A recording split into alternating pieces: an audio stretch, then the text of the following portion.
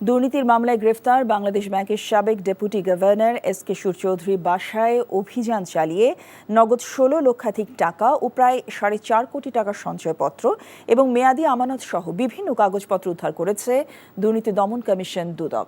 একই দিনে শেখ হাসিনার কন্যা সাইমা ওয়াজেদ পুতুলকে বিশ্ব স্বাস্থ্য সংস্থার আঞ্চলিক পরিচালক পদ থেকে বাদ দিতে ব্যবস্থা নিতে পররাষ্ট্র মন্ত্রণালয়কে চিঠি দেওয়া হয়েছে।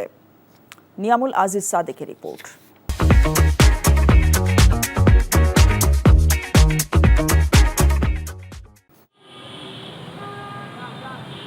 পূর্বাচল নতুন শহরে প্রকল্পে অবৈধভাবে রাজুকের ১০ কাঠা প্লট জালিয়াতির ঘটনায় সম্প্রতি সাইমা ওয়াজেদ পুতুলকে আসামি করে মামলা করে দুদক।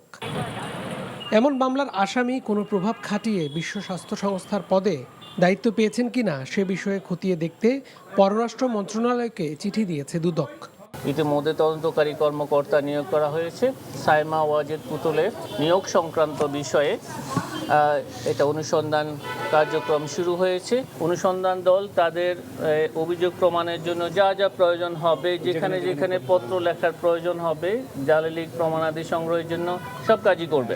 এদিকে দুপুরে শীতাংশু কুমার সুর চৌধুরীর ধানমন্ডির বাসায় অভিযান চালিয়ে ১৬,২৫,০০০ নগদ টাকা ও স্বর্ণালংকার সহ সঞ্চয়পত্রের কাগজ উদ্ধার করে দুদক। কোন কোন ব্যাংকে তার চেক রয়েছে, কোন কোন ব্যাংকে তার অ্যাকাউন্ট রয়েছে, সেগুলো আমরা ব্যাংকগুলোর নাম এবং শাখাগুলো লিখে নিয়েছি এবং পরবর্তীতে আমরা সে সকল ব্যাংকে তল্লাশি করে সেখান থেকে কত টাকা রয়েছে এবং কত টাকা লেনদেন করা হয়েছে সেগুলো আমরা উদ্ধার করব।